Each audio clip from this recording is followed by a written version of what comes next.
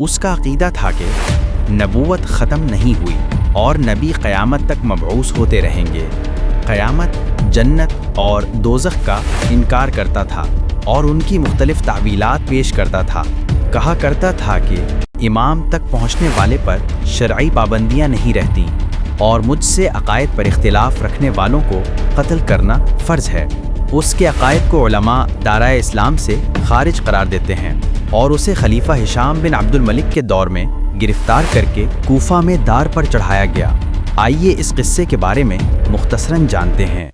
बिस्मिल्लाहिर्रहमानिर्रहीम।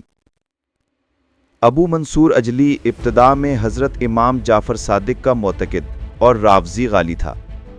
जब इमाम हमाम ने इसे अक़ायद रावज़िया के बाइस अपने यहाँ से खारिज कर दिया तो इसने कबीदा खातिर होकर खुद दावाए इमामत की ठान ली।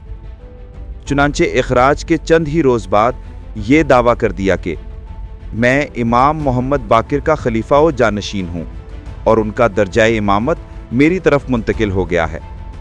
ये शख्स अपने तई खालिक व करदेगार की शक्ल बताता था। उसका बयान था कि इमाम मोहम्मद बाकिर की रहलत के बाद मैं आसमान पर बुलाया गया और माबूद बरहक ने मेरे सर पर हाथ फेर कर फरमाया कि ए बेटा, लोगों के पास मेरा पैगाम पहुंचा दे।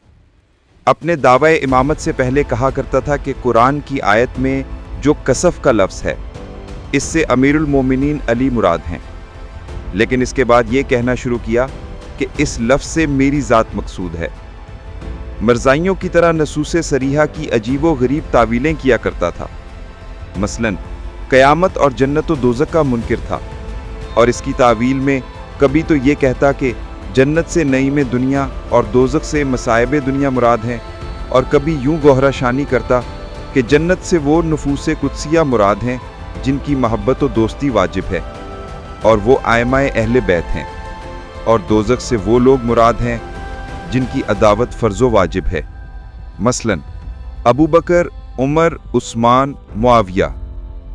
इसी तरह कहता था कि कुरान हकीम में फ़राइज़ से हज़रत अली और उनकी औलाद मुराद हैं और मुहर्रमात से हज़रत अबू बकर और दीगर मकसूद हैं। अबू मंसूर की बात का भी कायल था कि नबूवत हज़रत ख़ातमुल अंबिया सल्लल्लाहु अलैहि वसल्लम की ज़ात गरामी पर ख़त्म नहीं हुई, बल्कि रसूल और नबी क़यामत तक मबूस होते रहेंगे। और अजब नहीं कि मरज़ाइयों ने मुक़्तदाए नबूवत के जारी रहने का अकीदा इस शख्स से हासिल किया हो। अबू मंसूर की ये भी तालीम थी कि जो कोई इमाम तक पहुँच जाता है उससे तमाम तकरीफ़ात शरिया उठ जाती हैं और उसके लिए शरीयत की पाबंदी लाजिम नहीं रहती।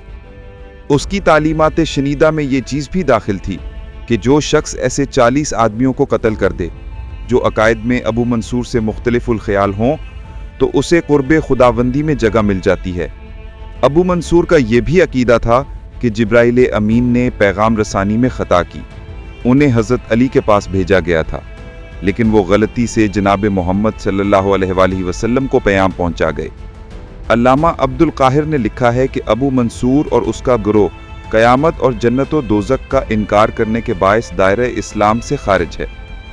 लेकिन मालूम होता है कि अल्लामा अब्दुल काहिर को मंसूर अजली के इस अकीदे का इल्म नहीं हुआ कि उसके नज़दीक नबूवत जारी है, वरना वो इसके अकीदे को भी उन अकायद कुफरिया में शामिल करते जिनकी वजह से अबू मंसूर और उसके पैरो दायरा इस्लाम से खारिज हैं। जब यूसुफ बिन उमर सकफ़ी को, जो खलीफा हिशाम बिन अब्दुल मलिक की तरफ से इराक़ का वाली था, अबू मंसूर अजली की तालीमात कुफरिया का इल्म हुआ तो उसने इसे गिरफ्तार करा के कूफा में दार पर चढ़ा दिया। अबू मंसूर अपने अंजाम को पहुँच गया, मगर आज भी ऐसे लोग मौजूद हैं जो इस तरह के अकायद रखते हैं। अल्लाह ताला हमें हर फितना से अमान दे, आमीन। इस तरह के दज्जाली फितनों के वाक़यात का सिलसिला जारी रहेगा, मगर आप अहबाब से गुजारिश है कि सब्सक्रिप्शन बहुत कम हो रही है।